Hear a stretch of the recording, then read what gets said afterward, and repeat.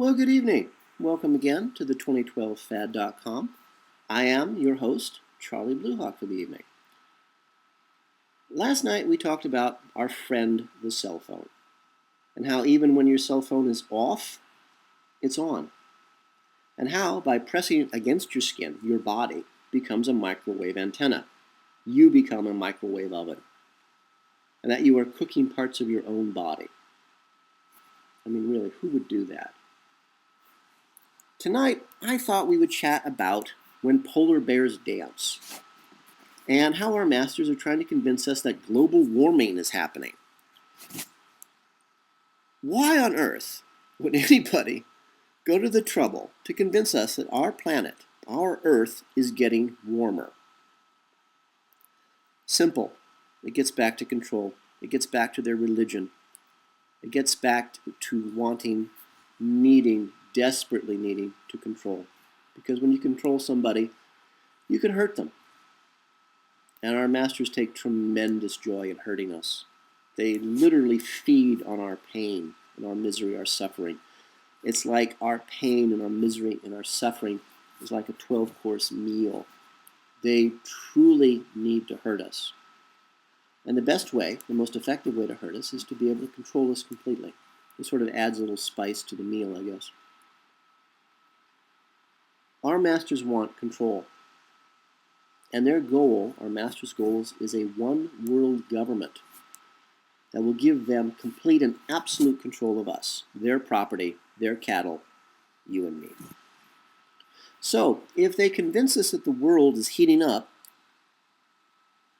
because, and this is the part that's sort of comical, because of SUVs. The claim of our masters is that they sold us these big gas-guzzling monster cars that have no purpose in life. And because we bought them, there's a lot of carbon in the air. Carbon dioxide levels are increasing, which is causing the greenhouse effect, which is causing our world to heat. And therefore, we have to control the amount of carbon dioxide in the atmosphere, which means that a central world government must take control of your local government in order to save the planet. A carbon tax. The control of carbon dioxide emissions, as I say, from a central world authority. Our masters would have absolute control of every government on the planet simply by telling them how much carbon dioxide they could put into the atmosphere. It would effectively take away control from all genuinely elected officials, which would create a central world government, a new world order.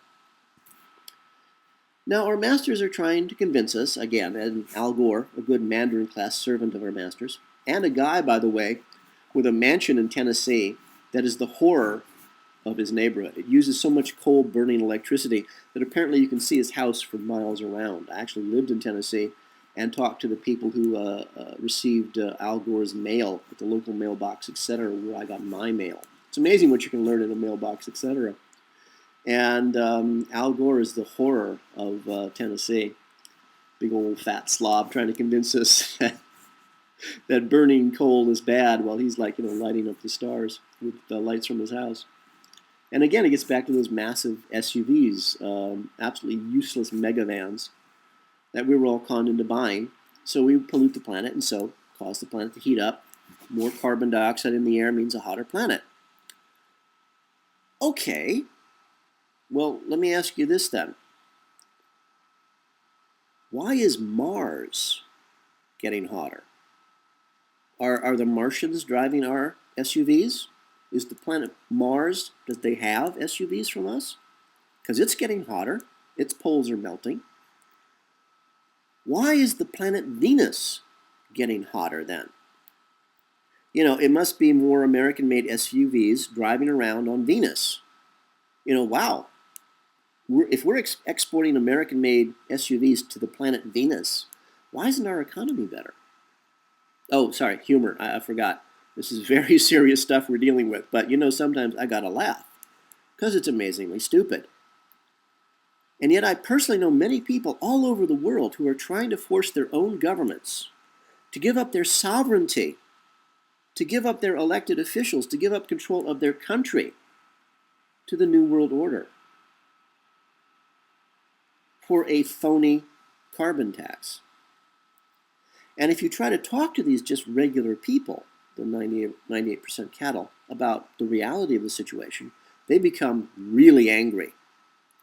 It's the same with trying to talk to people who support Barack Obama, the Obamanoids. I actually talked to one Barack Obama supporter, an American guy working in New Zealand. When I asked him some questions about Obama, I said, he kept telling me Obama was the future and the Messiah. And I pointed out that Obama's cabinet was all old George Bush, the Clintons, Caspar Weinberger, all these other brutal, vicious dictators. I mean, murdering bastards. The guy actually started crying because he didn't have an answer. He just kept muttering Obama was the Messiah or something. I felt bad for the guy. I just walked away from him. But you have that same problem with this carbon tax thing where they've actually convinced people that we're pumping carbon dioxide into the atmosphere so fast it's heating the planet. Okay. Then how come we're in the next ice age? And the polar bears. Let's not forget about the dancing polar bears. Today, there are more polar bears alive than there have been in centuries. And they're doing quite well because it's warm and toasty, which means more fish, which means more to eat. And so when you hear these stories about the polar bears dying out, no, polar bears are doing quite well, thank you. Their numbers are growing. Why? Because when it gets warmer at the poles, more fish, more seals, more food. And more food means more babies. And you know what? The poles are actually getting warmer. That is true. The poles on the planet Earth are getting warmer. The poles on the planet Mars are getting warmer. The poles on the planet Venus are getting warmer. Even as the rest of the planet plunges into an ice age, because we are in the beginnings of the next ice age. And again, you can look this up. We have an ice age, I think, every 100,000 years. I don't remember the exact numbers. That's not my specialty. But yeah, we're in the middle of an ice age beginning now. And let's see, today, for example, is March 10th, 2011. And today there's 160 inches of snow predicted for New York and the American Midwest. I think that's about 13 feet. That's a lot of snow for March. And here in Europe, it's very cold, it's rainy, it's windy, it's cold, and it should be spring. Now, I still have problems with seasons because I grew up in the deep desert. I grew up in Los Angeles, which is the deep desert. So we only had one season. We had summer. We had one temperature, hot. We had one color, brown, because everything was dusty and dirty because it very rarely rained when I was a kid. So I'm not used to seasons. So if I screw up, please forgive me. I'm not accustomed to it. But it's true, the poles are getting hotter on all the planets. Why? Because the universe is electrical in nature. And since the major contact points of our Earth are the poles, and yes, they are getting hotter. But we're still in an ice age. That's just the way it is. Now, you know I'm not a scientist. So at this point in our chat, I'm going to refer you to the experts in the field because for me to talk about it is ludicrous. You want to go to a website called Thunderbolts. And that's www.thunderbolts, THUNDERBOLTS.info, I-N-F-O.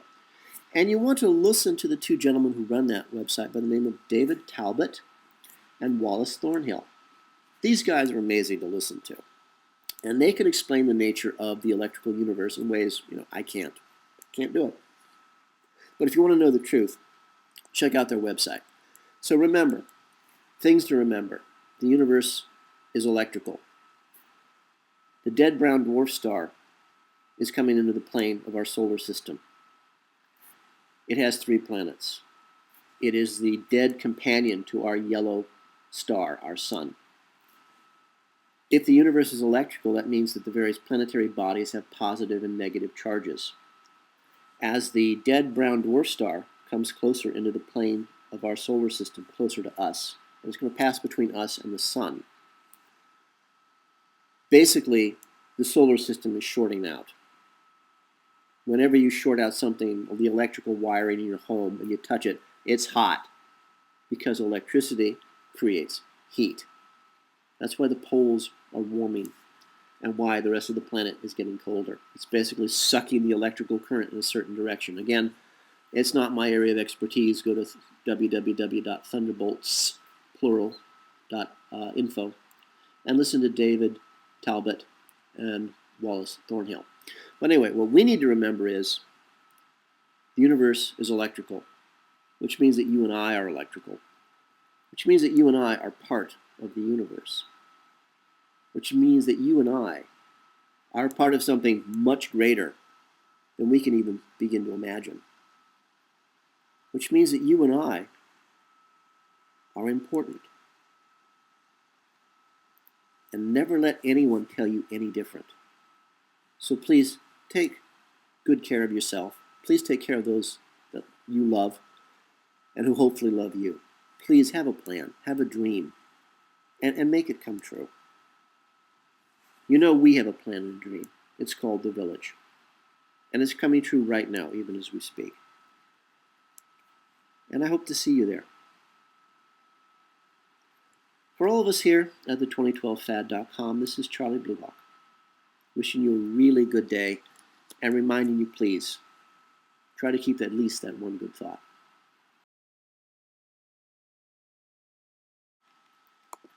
The 2012 Fad is brought to you by Coffee and Blood, Love Letters Between the Dead, a series of 5 erotica horror novels about a fallen angel finding his way back to regain his own soul, and how the CIA war against the human race.